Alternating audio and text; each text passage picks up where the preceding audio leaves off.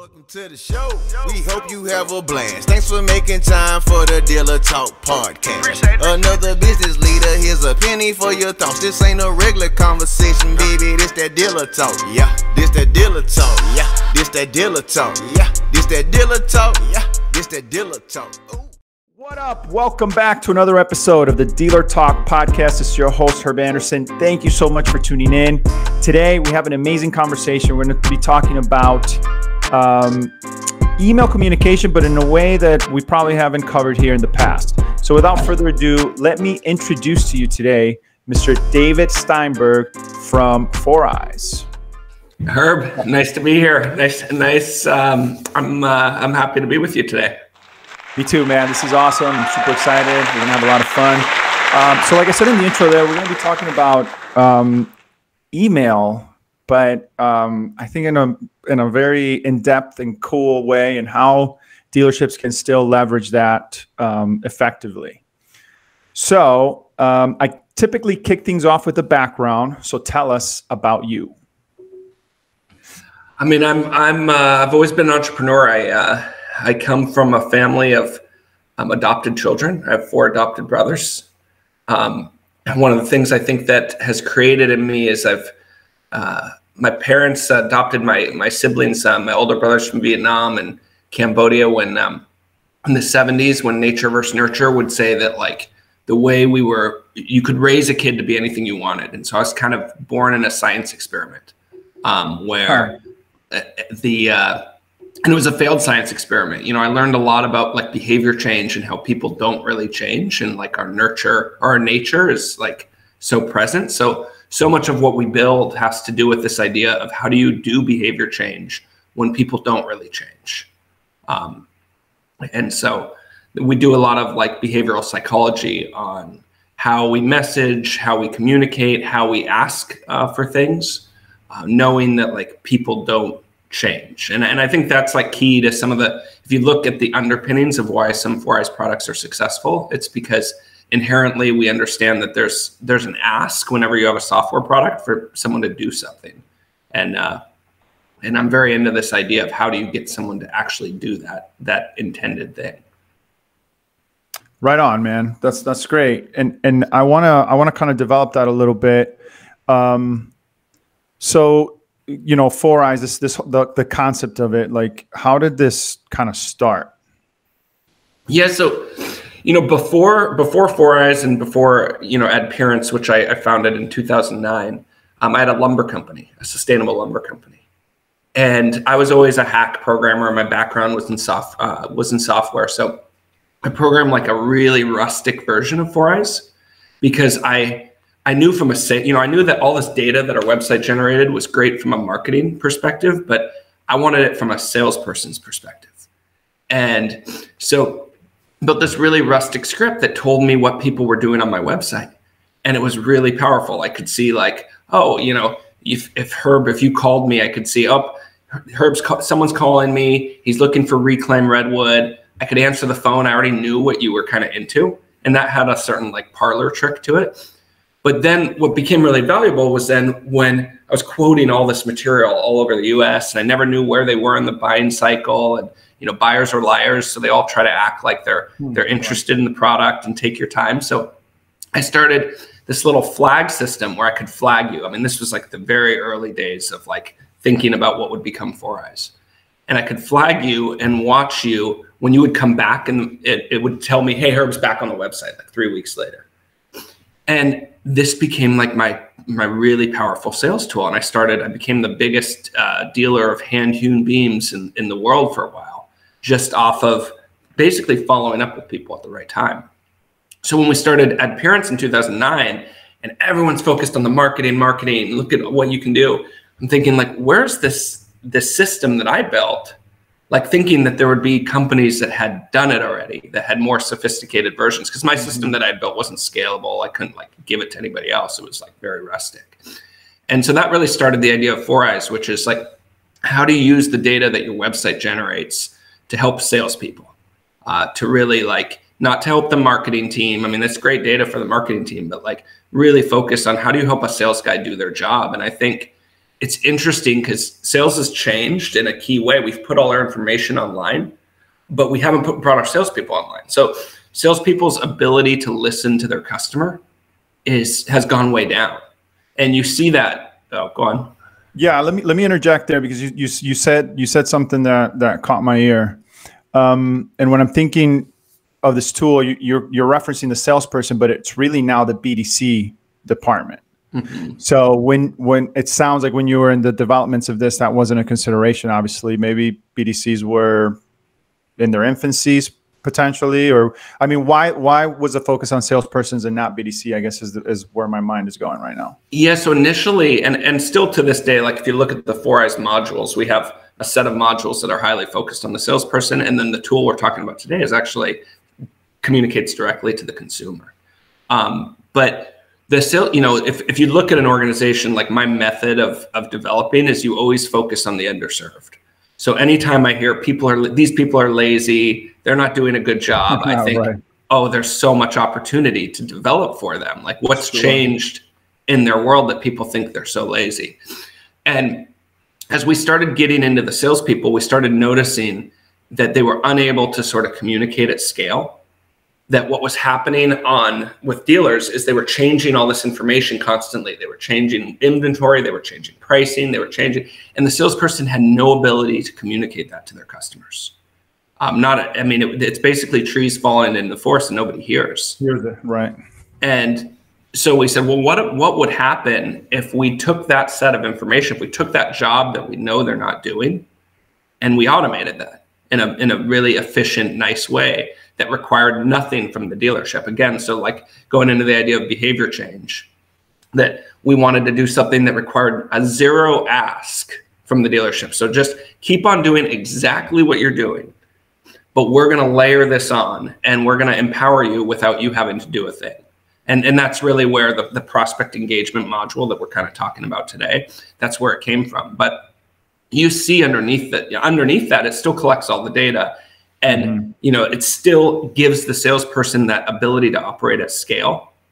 We're bubbling up the people that are actually most likely to buy. Because, part of the problem, you look at an environment like today, like they're triaging leads. They're just basically saying, hey, who are the people most likely to buy? I'm just going to work those leads. Right. The problem with that methodology is you alienate the 90% that don't buy.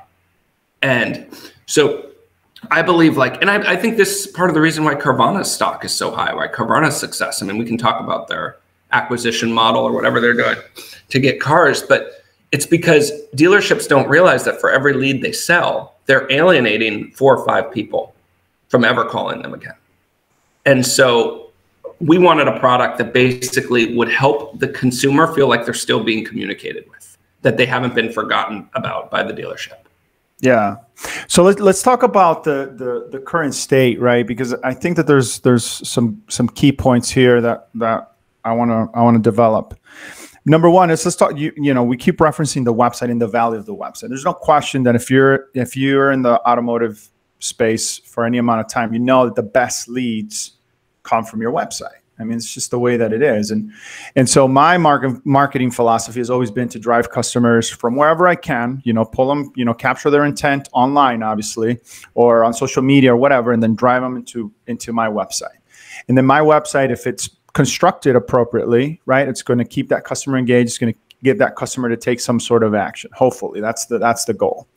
Or at the very least, if they're on my website, at least they're looking at my inventory only and not my inventory and my competitor's inventory. So, but there's another side to that, right? It's the what happens on the back end, because that information is coming through and we're able to do something with that, to your point, right? When does it become, I guess, where's the line, right? Because, now that we have companies that have these visitor insight tools and all these things where you can actually call the customer and you can be like, hey, I saw you were looking at, and so, talk to me about that. Like, what would be, I guess, a good strategy? Because it's weird, right? You don't want to call a customer and be like, hey, I know you were on my website. But at the same time, now that we have the opportunity to do something with that information, how do we most effectively leverage it? right? Because doing nothing with it isn't really a strategy either. Yeah, and I think it's there's this framework I love for thinking about this whole process, which is like every great movie is 2 great scenes and no bad scenes. And so how do you think about the experience? Are you introducing a bad scene into the experience? So I think we do some natural. I think in the auto buying experience, there's a reason why leads are buying in 7 days, because it's like dealers are good-ish at running a 7-day process, but then it becomes a bad scene after 7 days. Mm-hmm. And so, like, how do you follow up? How do you do things? Like, I don't recommend that when someone hits your website, you pick up the phone and call them. Like, so much of what we do. So like the truth about Foureyes behind the scenes, I'll give you a dirty secret about what we do. So when we're notifying salespeople, we're actually not notifying them all the time when customers visit the website. We're pulling back some based off how we're discerning the activity in the CRM, so that we're not just telling them follow up, because then that's annoying. Then you're like, every time I go to the website, I immediately have to deal with this phone call. The question is like the question to solve with that follow-up process is, how do you make the salesperson valuable again? Because just following up and saying, when are you going to come in and drive? When are you going to come in? When are you going to come do what I want you to do? Is actually not super valuable from the consumer experience. Like, it's not a great scene to say, salesperson, call up, do what I want you to do. So a lot of times what we do is we ingest like talk tracks and things that they can say where the customer would not have known that information. Like, how do you make the salesperson add value? Because right then, that's where you help that relationship. That's where they go, oh, this person, when they call me, they give me something that I didn't have before. I'm willing to answer their call. They're not just bugging me to come buy a car. So I think it's a dance. I think it's like, it's not about just like a rote process. It's about, you're building a movie here, and you want 2 great scenes, no bad scenes. Yeah, and I like that. It's interesting because from my end, obviously data is huge. And I like to measure that behavior in any way, shape, or form that I can, because that ultimately gives me information, or it allows me to make decisions, right, on where to move things, right? If I need to move the needle in certain directions, or if I need to pull back in others, or if I just need to eliminate things altogether. What I really like about your guys' product is that it measures the what I consider to be valuable activity. Right? It's not that they're just on the website and like, here's the information of the customer. It's like, hey, they're on the website, but they're doing something. So they're taking some sort of action of value. Right. Yeah. And, like, for example, let's just talk about Google Analytics for a second. So everything that we do on GA, as far as driving traffic, and we're measuring all those things, and we set up goals and stuff, that's fantastic. But if you don't have it honed in on your website to certain actions, then you don't know what behavior the customer is taking, and therefore all you're measuring is activity. Oh, you got people on the website, they spent this much time on the website, great, but what did they do once they got there? And so, can we talk a little bit about that? Like, what are the things that you guys consider? And I mean, obviously, it applies to your product, but just in general, like, if you're just somebody that's looking to measure activity on your website, what are the things that you would consider to be quote unquote buying signals or behaviors that we should be tracking all the time? Yeah, and I think I'll answer that question too with going one step up, which is one of the problems that has plagued automotive is that the term lead has been sort of bastardized. That all of the digital marketing platforms and the certified programs came in and sort of subtly redefined the word lead. And they said, hey, a lead is a phone call, form, or chat. If someone does that with you, that's a lead. Well, in a traditional business, that's not a lead. If I call because I'm angry about something, or I'm a solicitor, or I'm not technically a lead. And part of the first problem in Google Analytics is it's got that really rote definition of a lead, which is prone to a lot of error and misinterpretation. So like Volkswagen, when they had their emission scandal, guess what happened to their leads? Right. It went through the roof, right? Yeah. So the first thing we do, like one of the things we do is we always qualify every lead. Like, do they have buying intent? So, and people always think this is subjective when we say this, like, well, how do you define buying intent? Well, we're looking at the chat, the form, the phone call, and we're looking at their website activity, and it's cut and dry. Like, we would agree on 99 out of 100, if not 100 out of 100, if we looked at them together, like lead, not a lead. And so then in Google Analytics, we can actually update that to here are your, we call them QSPs, but here are your QSPs, qualified sales prospects. And so when you're looking first in your analytics and you're saying, okay, what's actually generating qualified sales prospects, and what are my qualified sales prospects actually doing on my website? It starts to unearth, like I believe good data doesn't really answer questions. It asks better questions. So it starts to unearth that next set of questions. And so I think so much of the problem sometimes when we set up our analytics is it's like a dartboard. We're just randomly throwing darts. I'm going to listen to this. I'm going to listen to this. But there's no idea of segmenting your users into actually the qualified sales prospects, because those are the people you're ultimately selling to. Everybody else is noise. Right. Yeah, no, I agree with that. But at the same time, they're up here, right? But eventually they will start to take the behaviors that are going to qualify them. Yeah. But in the beginning, yes, it's just they're up here, and then you have people that are down here, and they make their way down. But again, if you're not measuring those things, if you're not looking at that, if you don't have a good strategy for that, then you're going to miss that opportunity. Like, when you set up your analytics, right? Are you happy with like your setup of how with the data it gives you?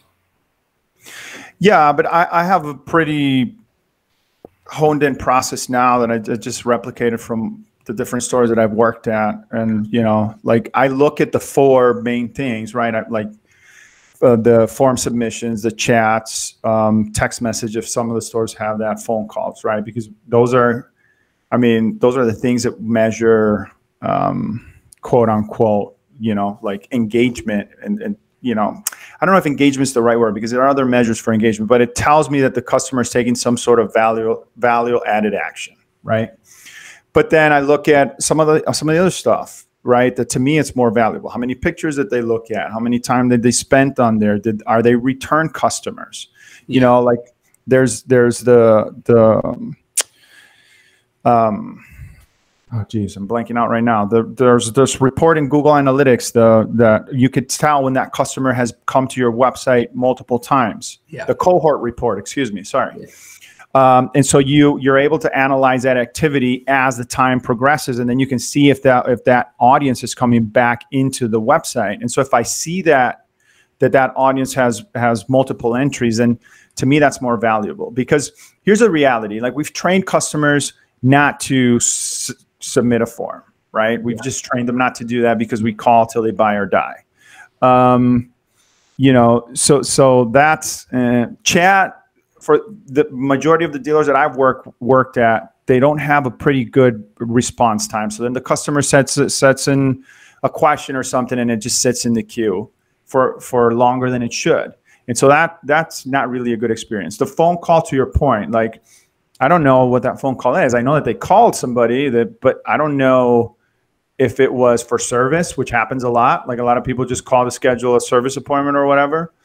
And so, it's good to keep your eye on those four things, but you have to go deeper. Like, I like to go, I spend a lot of time in second dimensions in Google Analytics and really break that down further. But you're doing the philosophy that I'm talking about. You just don't realize it, right? So you started and you said, okay, first I'm going to define the conversion, which is like a classic Google Analytics exercise. Right. But then that's kind of where you're spending the majority of your time. The other stuff you're like, and that's why you're asking me the question of like, okay, how do I read the other stuff, the non-conversion data? Well, yes. And the other thing is, I find that a lot of dealers don't do it. A lot of dealers don't even have their goal set up in analytics, right? They're just not, or they don't have somebody internally at the dealership that knows that stuff or that's paying attention to that.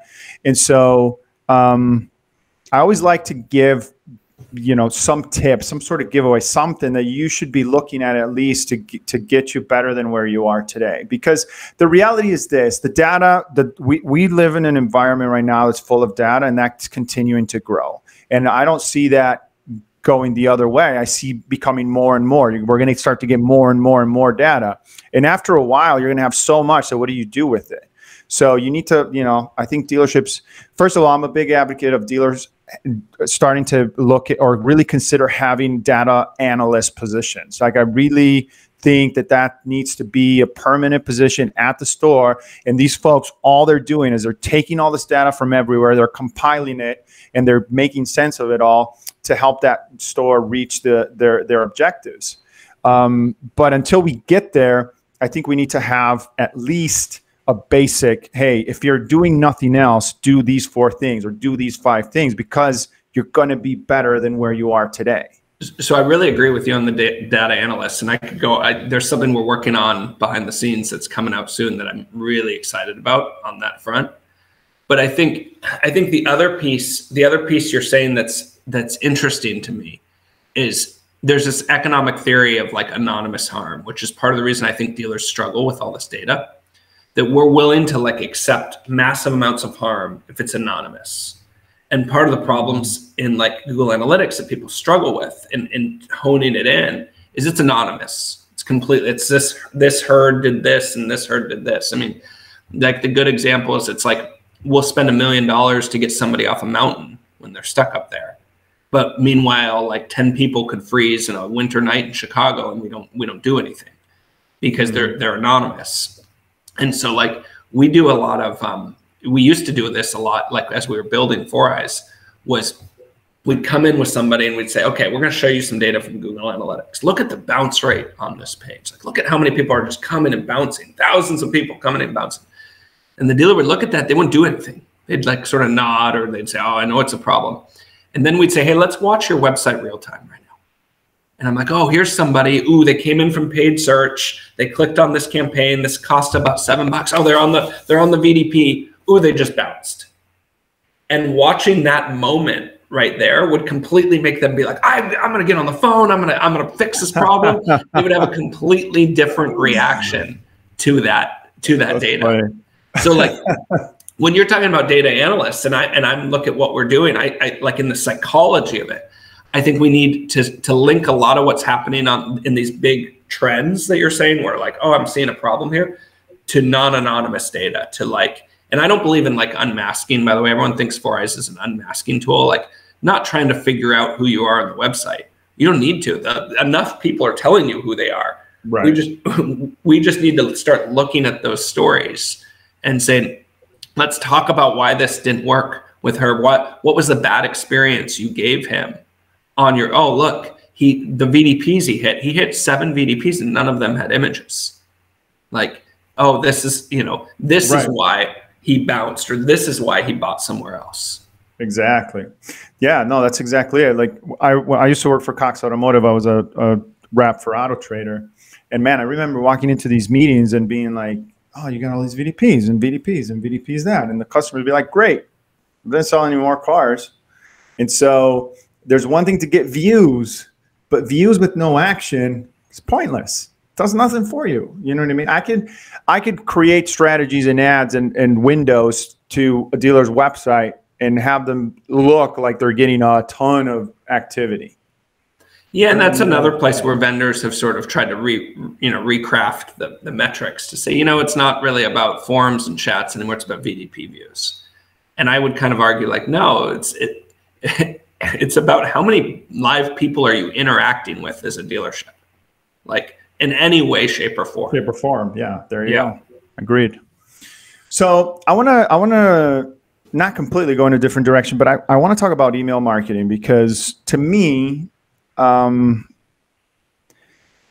it's the most economical and the most effective way for dealership to communicate with their customer base more than anything else, right? Like, I'm a big advocate of database marketing. I think that it's very under-recognized, underutilized. I think that dealers, we just don't do a good job at that. We pay all the money to get that new customer, but we forget about the customers that we have internally. And so I've seen tremendous amount of success with a good omni-channel solution geared towards our database, and email is a big component and element of that. And so I'm a believer in it. I still feel like if done correctly, it works. So what are your guys' thoughts on email and what would you say to decision makers that are tuning in right now? Yeah, I mean, I think, and like the Foureyes prospect engagement tool, it's basically an email tool that's going to communicate at scale to customers' inventory changes. And it works really well. I mean, there's a reason why, like, we free trial it, so we give a 60-day free trial, no strings attached. We started that in COVID, like just as kind of a Hail Mary, and thinking, oh, we'll get 300 dealers. This will be great. Well, it's over 2,000 dealers. And, the conversion rate that you're supposed to get, like the premium is 30%. If you can convert 30% of a free trial, you're loving it. Well, we're converting 52% to people. That's all. So like, it's clearly working and it's clearly proving its value. But what's interesting about that tool was when we were building that tool, I almost canceled it because we did a study. So we went in and we said, hey, before we do this, we want to make sure that if we email people, we don't mess with their close rates, so let's do a study on how effective it is to communicate via email. And so basically we pulled like thousands of leads and we looked at all of the times they were basically automatically emailed. They were email marketed too. And we had this like, can I say shit on this podcast? Absolutely, man. We had this like, oh shit moment because we look at the data and we're like, oh no. So what we saw was that when dealers were automatically communicating with their customers, they were making the customer 50% less likely to respond to real human interaction. So to actually pick up the phone or respond to an email. Wait, am I understanding that correctly? So as they got the email, they were less likely to communicate with a person over the phone? Yeah, so they were 50%. So when dealers were automatically emailing people, and I'll go into detail on what that was that we then like diagnosed. But when they were doing that, the customer was therefore 50% less likely to respond to a real human when they tried to get a hold of them. And so it was actually having the effect of lowering close rate on these leads. And we freaked out. I'm like, how can we build this tool? This is going to be a disaster. Like, what can we do here? When we unwrapped it, we saw two things that were happening. Was one, most of the email communication was spoofing the salesperson. So it was coming from the salesperson, and it was like saying like, hey, I'm David. Are you still interested in buying a car from our family business? We've been in business. Tell me, are you still interested in coming to see me?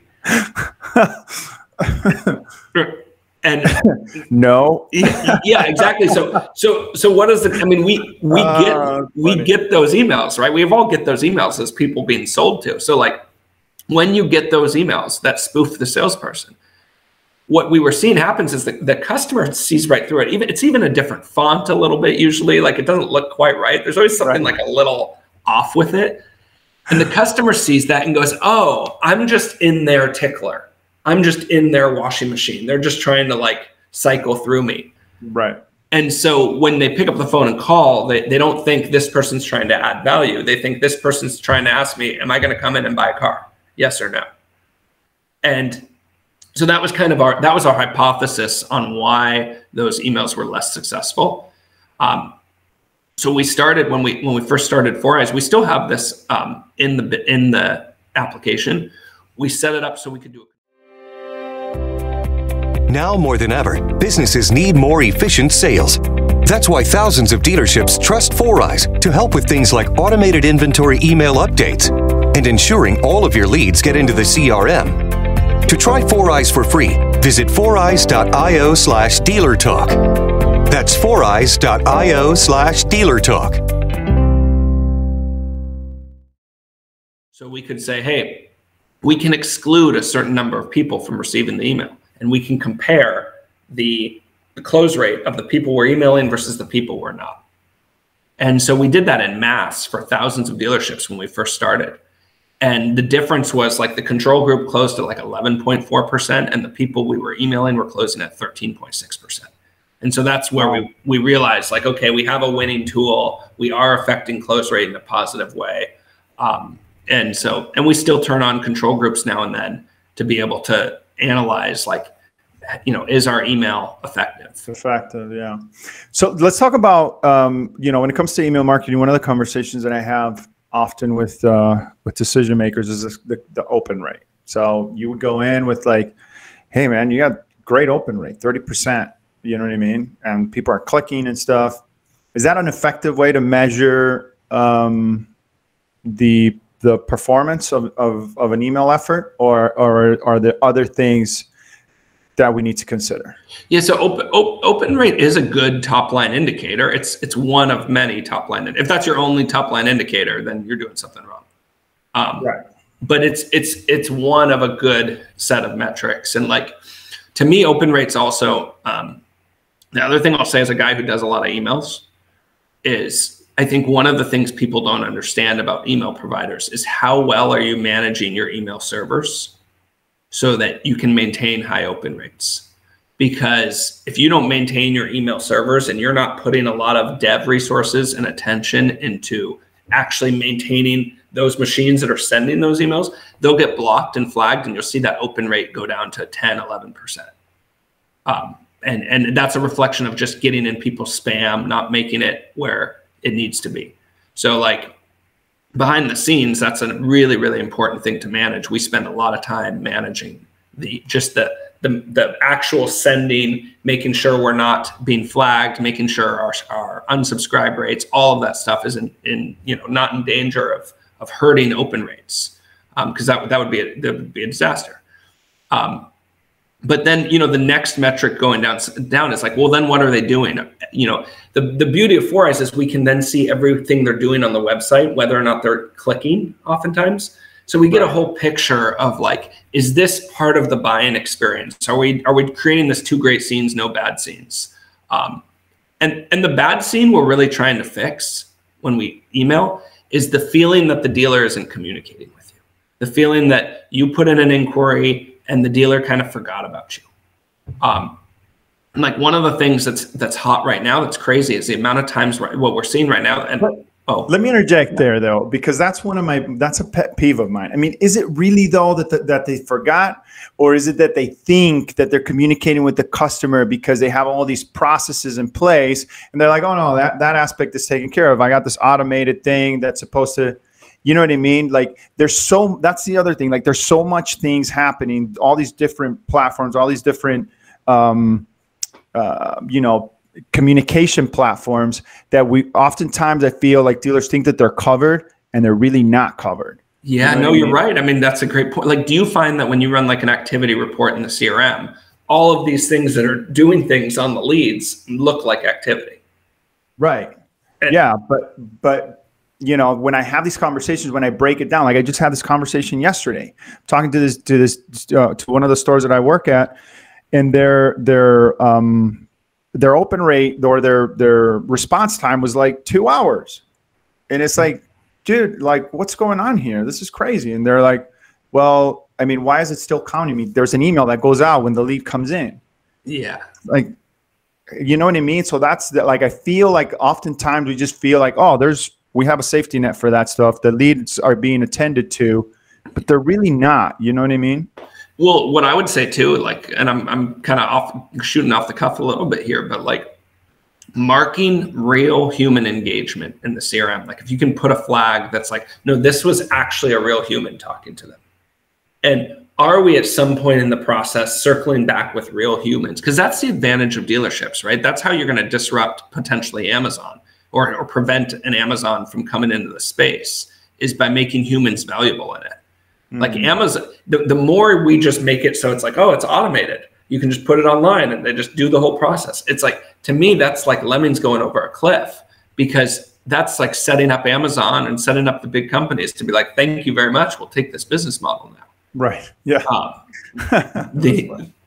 So, I look at it, you're right in that, like, all of the activity can look and fake. And my belief is like, you use all these tools to bubble people up, and then you have your salespeople as like the front lines, then ushering them in and adding value and closing the deals. Right. So with that brings up a good thought for me, and so we have, let's say that for the dealers that have your platform, or better yet, that don't have it and are considering it, what would you say is the main advantage? Because they could also be thinking like, well, it's another email that goes out. That's the other thing that I have, right? Now, another communication that's going to go out on top of all the other things that are going out. What would be your separation to that? I mean, at the end of the day, I would say, are we increasing close rate? Right? Are we yes or no? And I think the data is suggesting, and the customer success is suggesting, and the growth we're having, we increase close rate, period.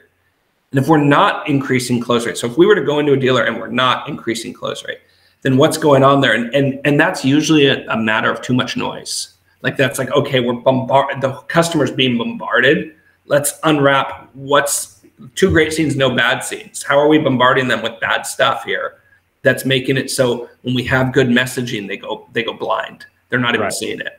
But at the end of the day, I mean, we see it over and over again. Like we increase close rate, period. I mean, that's just what we do. And what does an increase of close rate of 20% mean? I mean, people work so hard. They do so much marketing work to drive 7 extra leads or 10 extra leads, not realizing that like the sales process work and increasing the close rate on the leads you have is a much better way to long-term success, right? Running a better process. It's like, do you want a basketball team that just shoots all the time but can't score, or do you want a basketball team that can actually score points?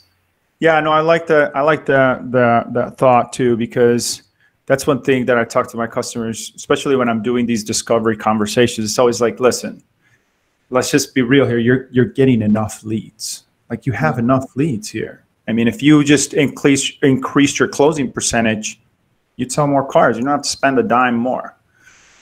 So it's always, like I think that we get into these situations and listen, I've benefited from this, so I'm not, but it's the truth. I think that we get into these situations in the car business that are like, oh, I need to sell more cars, things are slow or whatever. And the answer is pump more leads into the system. And it's like, no, man, like, why don't I would advocate to do less and figure out where the bottlenecks are, because oftentimes that's a worse situation. If you pump more leads into a broken system, it's not doing anything more. Well, and like something we see that's interesting, and this is like, it's a magic number we kind of talk about internally a lot, but like it seems to be in automotive, there's like we call it the 5% rule, which is if you have a lead source that's generating less than 5%, it's actually hurting your sales process, because you're putting salespeople's attention on that, and they're just getting burned out. They're feeling more rejection. They're not getting that pep in their step from having enough success. And so what happens is then you start seeing like they start lying, they start logging fake activity, they start not doing things. All of these repercussions come from just, introducing low quality leads into your funnel. And, I think that dealers need to understand that every time you go out and if you're getting low quality leads and you're putting them in your funnel, there's actually a risk of doing that. They see it as like a net zero risk. They're like, oh, well, whatever, if we can milk some leads out of this. We'll just get more. No, it's like you're doing damage to your internal team whenever you do that. And you're not allowing yourself to build great process because there's not enough learning that goes on with it.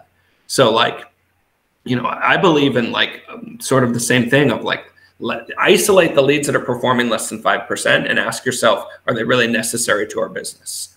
And focus on the leads that are in that higher. And sometimes you can turn them up. Sometimes you can see a problem where you're like, okay, we're buying these leads, but we're not actually treating them. And that's why they're in this place. And we can actually, do some strategic work to get them above. But if you can't, they probably don't, they're doing damage to your system. You're probably better off increasing the close rate on the higher group. Right. Yeah, no, I totally agree. And kind of on that thought, so I just did a review, not a review, what's that word? Kind of an analysis rather of the majority of my stores. And I noticed that the majority of the lead activity, which I don't know why this surprised me, but it did, came after hours. And it was pretty high. It was close to 60%. So 60% overall, when I averaged and aggregated it, 60% of the lead activity happened while there was no physical person at the store. Yeah. So what are your thoughts on that? And does your tool help with that? Because if that's the case, I'm developing that because I just did it recently, but if that's the case on a bigger scale, that's a problem, man. To have people, and I guess I figure why they do it. They don't want to get phone calls. They don't want to, you know what I mean? They want to feel like they're able to browse and shop, without, I don't know, pressure, I guess. But then they see something that they like enough to, or maybe the store did a good job at giving the customer a reason why they should give the information, and they do, but then there's nobody there to really interact, right? And so in this digital world that we live in, by tomorrow, that person forgot about it. They're doing something else. And so what do you think? Well, so one, I think your assumption that you said by tomorrow the person forgot about it and did something else, I think part of that's true with some of the buyers, but that's not true with all of them. And I think that's part of the power of Foureyes, is to say, whoa, this person's actually highly likely to want to engage with you based off how they're using your website. So I don't think it's a binary, by tomorrow they're dead. I think by tomorrow, they're a set of, like, one of the things we look at is, if we're going to give you a list of 10 names to call, what percentage are actually going to answer your call? Right. And people will say all the time, like, oh, Foureyes, when I call people, I get a hold of half of them, right? So they're excited that they're getting a hold of half of them. That, like, that's great success to them. I think two things of that. I think that on the after hours stuff, it scares me that the logical conclusion people make is, therefore I need to buy without salespeople. Therefore I need to make it just so they can do everything without somebody. Mm-hmm. Because it can be a race to the bottom. Like in a considered purchase, if you have the salesperson correctly involved, they should be able to amplify your close rate. So now, if this is the new business, if this is the new world, then I would ask the dealerships, like, okay, do you have the right staffing model? How many people do you have sitting there in the day that are relatively unproductive?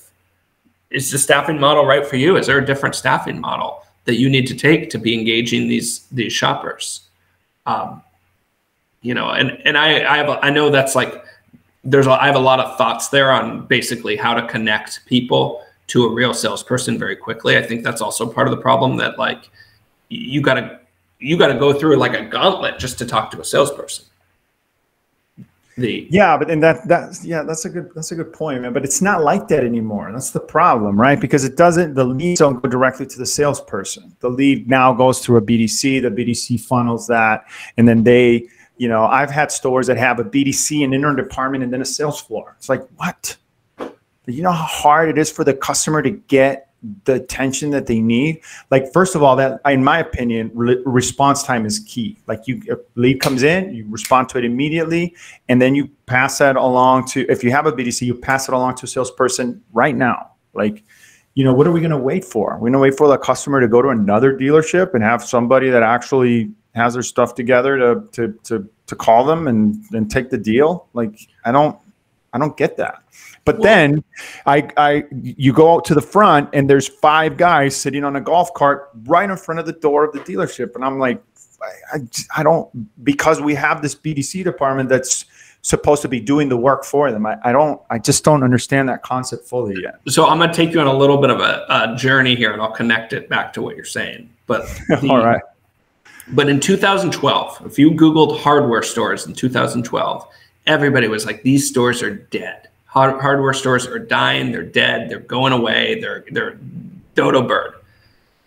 And suddenly, last 9 years, hardware stores have been going like this. And everyone's like, what the hell is happening here? Like, how is this? These stores they should be replaced. They should be automated. They should be gone. They're like, why are hardware stores still able to somehow stay relevant? And What happened behind the scenes, and this is, I'm coming back to this. What happened behind the scenes? Remember Home Depot when they first, like years ago, they used to staff their aisles with like real professionals. So you'd go into Home Depot and you talk to a real plumber or a real electrician, right. retired guy, and they'd answer your questions. It was great. You'd like get kind of what you needed. And then Home Depot and Lowe's like both made massive cuts and got rid of those people and cut their labor down. So now, like when you go to Home Depot and you ask a question, you're like, I don't even want to hear your answer because it's going to be weird. It's going to be wrong. just don't talk to me, right? You're looking everything on YouTube instead. Like, yeah, this is what I need. yeah, just get away from me. Like you're just going to filter me with bad information. But the hardware stores picked up those people, and when you go to a hardware store, you actually feel like, oh, I can actually talk to them. Like, I don't know if you go to you look like a guy who probably goes to a hardware store every now and then. That's a compliment. Yeah, like, Ace. I'm a shameless plug. Yeah, Ace Hardware for me. So what they did was they, what happened in the two great scenes and no bad scenes is hardware stores were able to add value, and Home Depot and Lowe's created kind of a bad scene, or like they had a good scene and they made it not a good scene. And so I kind of think that the same thing, we need to take the same approach in automotive. When we're talking about the BDC and the funneling of leads, it's like, think about it from the hardware store perspective. Like, how do you get someone on the phone to talk to the customer who's going to add value, who's going to make them feel like, oh this is the person who's going to shepherd me through this transaction? And so, I think there's a slightly different model at play with like a BDC. Like I believe in BDCs. I think they work. No, I do too. I don't want to give the wrong impression. I just don't understand, like, where's the disconnect here? Like the salesperson is supposed to still be a salesperson. You know what I mean? So, but I feel like the more the BDC does, the less the salesperson does. But another thing that's interesting on that point though is like, so, we have a patent on connecting the phone call to the web visit. So we can see when they're on the phone, what's everything they've done on the website. Well, one of the interesting things is how many times a customer picks up a phone, calls a dealership, and asks a question that they're staring at the answer. They're literally, so they'll say, we can see they're on the web page, on the VDP with the price listed, and they say, hey, I'm just calling to find out the price of this vehicle. And they're staring at the price. I can see that. Right there, yeah. So why are they calling? They're calling because either they don't believe that the price you have listed is the actual price, or they're trying to establish trust with this. Is this somebody I can work with?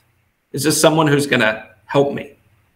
Because they're giving you the layup question, and then there's this 45 seconds of hubbub and transferring and like, oh, let's figure out. And it's like, no, right then is your moment to gain trust, is to say, I'm going to shepherd, I'm your guy. I'm going to shepherd you, or your gal, I guess. I'm your guy, gal, or they, that I'm going to shepherd you through this transaction. And that's actually what they're looking for. They don't care about the price. They're looking at the price. They're asking questions they already know. And so, and this, like, if you go into, think about it from take auto out of it. If you're buying speakers for your house and you look up something about speakers and you're reading the reviews and you go online and then you go to a Best Buy and you talk to the salesperson, you instantly realize they know less than you. What's your response? Yeah, it's like, no. I don't even want them involved, right? You don't want them involved. Yeah, so like myself. Yeah, but if you go in and you talk to a salesperson and they know more than you, guess what happens to your purchase price? Completely different, yeah. Completely, you walk out with speakers and spending more money. And more money, sure, absolutely. Yeah. So yeah, I mean, that's definitely, no, I totally get that. I mean, podcast for a different time, but I mean, the way that the BDCs are set up right now, I just feel like they're really turning salespeople into order takers, right? And we're really losing the salesmanship. Like an inbound lead, in my opinion, shouldn't go to a BDC. It should go straight to a salesperson. They're sitting around doing anything, right? Like give them that and let the BDC just do outbounds and, call, list, and that sort of thing. Really develop business. What do you think? I mean, you brought up the nighttime scenario. Like, what do you think is the nighttime answer? That's a tough one, man, because you don't, what do? You don't want to have a human being working there 24/7, right? So there's got to be some sort of automated first thing in the morning response. So something automated that happens at that moment in time, and then first thing when somebody gets there, it goes to a salesperson to kind of handle that. Or for the salespeople that really want it, they're like, hey, I'll take it, and give them to me, sort of a deal. But they have to be on the phone. They have to be able to answer those leads whenever they come in. Yeah. So, but that's a little bit unrealistic. I mean, you're not going to have somebody at 3 o'clock in the morning answering somebody's call. You know what I mean? So. But we're in such a transitionary time where that person no longer has to be at the dealership. Right. Yeah. True. So is there opportunity in that? I'm curious. We're doing a project kind of outside of automotive, but it's kind of on the same concept. Like, would your commission salespeople take a lead at 10 o'clock if they think it's got a 20% close rate? Absolutely. For the real salesperson, absolutely. Why would they not? You know what I mean? Like, if it's an opportunity to connect to a customer and to sell them a car, to make that commission or whatever, I don't see why they would pass on that. But I think with COVID and everything that happened, one of the things that I've talked about on the show a lot is that what that really did was it created progress for the industry, because the stuff that we were doing that we thought was differentiating us,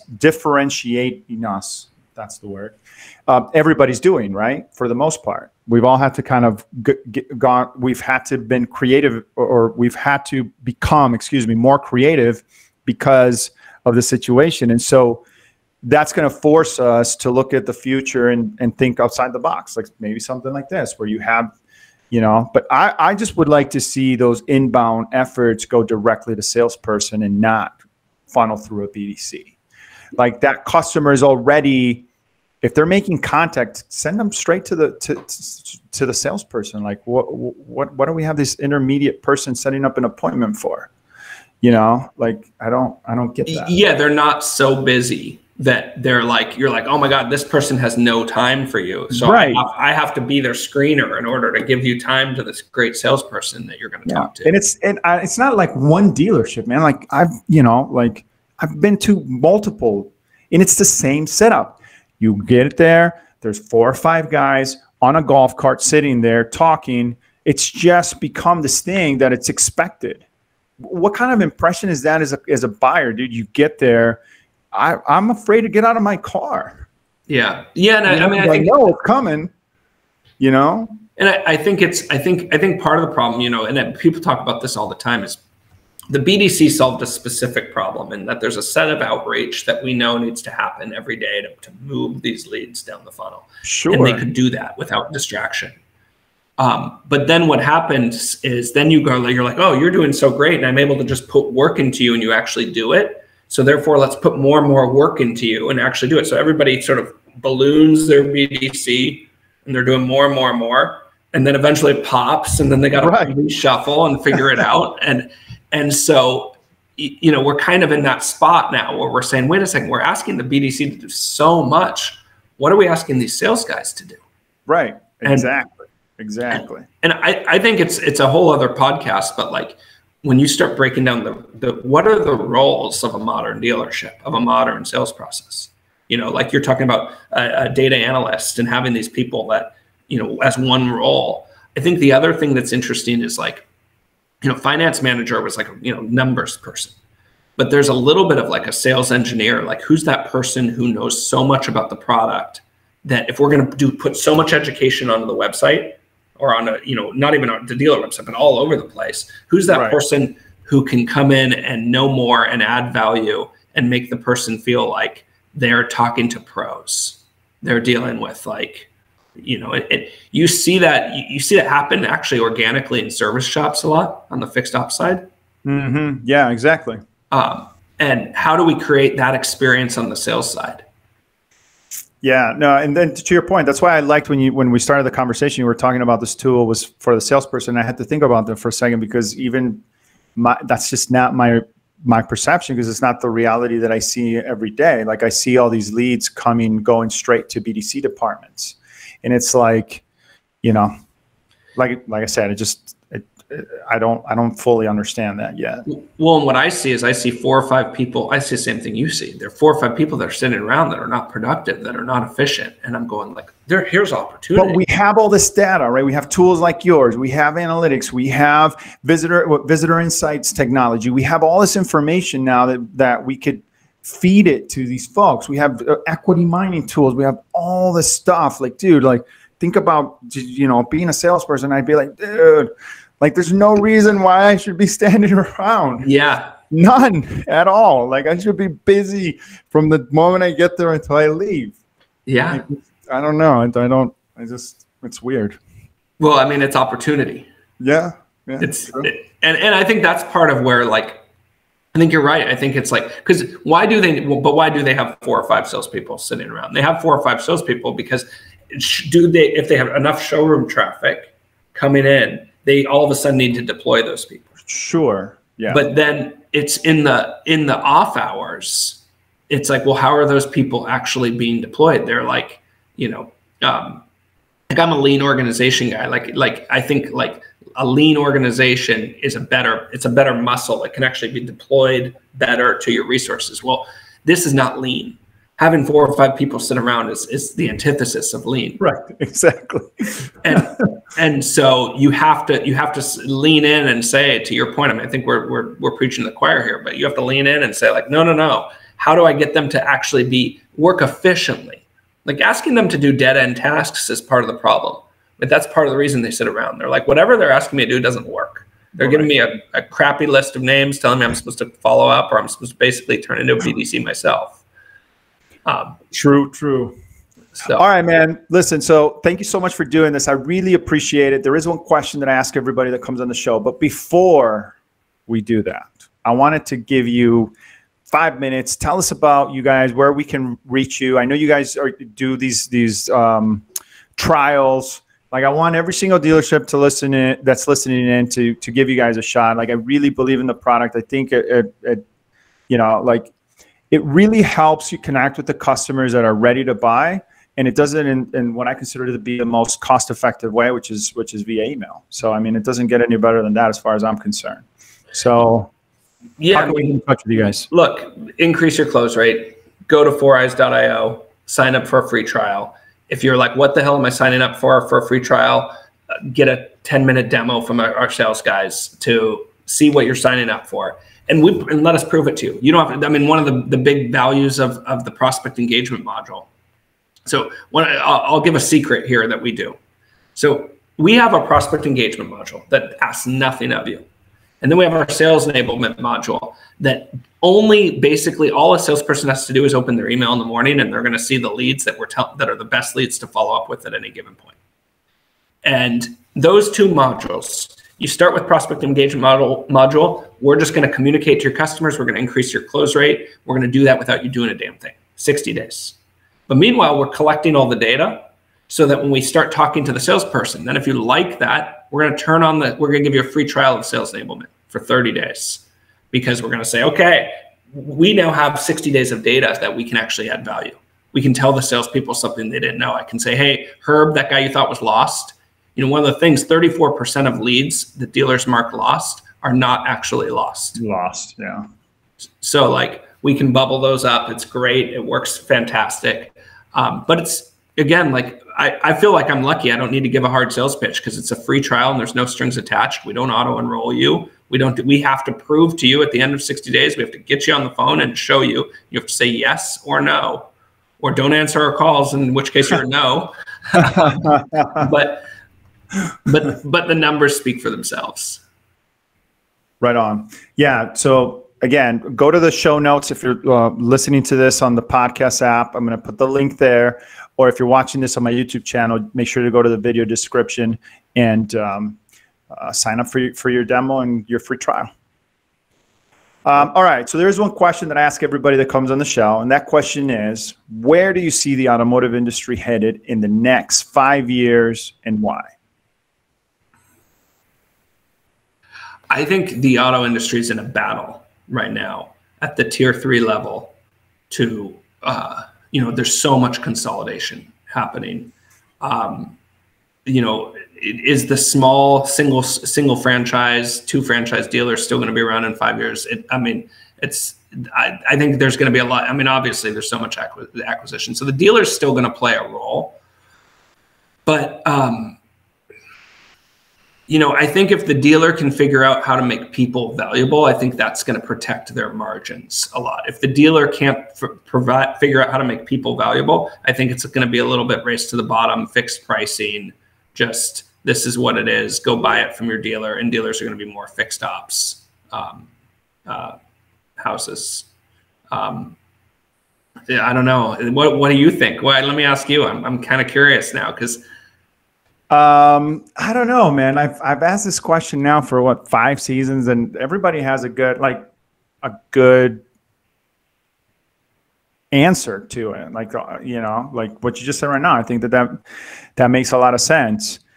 But we don't know. That's the thing. That's the beauty of this industry, is that we just don't know where things are going to be. I'll tell you this. The industry is super accelerated, right? It's the fastest paced I've ever seen it. I think that COVID did something for all the bad that it did. I think that it did something wonderful for our industry, and it forced progress. It allowed decision makers to really put themselves in a position to be like, I have to look at my business differently. Yeah. Because everybody else, if having service hours open at 24 hours, if picking up customers and dropping them off was a thing, if doing offsite test drive was your thing, was the thing that made you different, guess what? It's not like that anymore. Everybody's doing that for the most part, or they're willing to.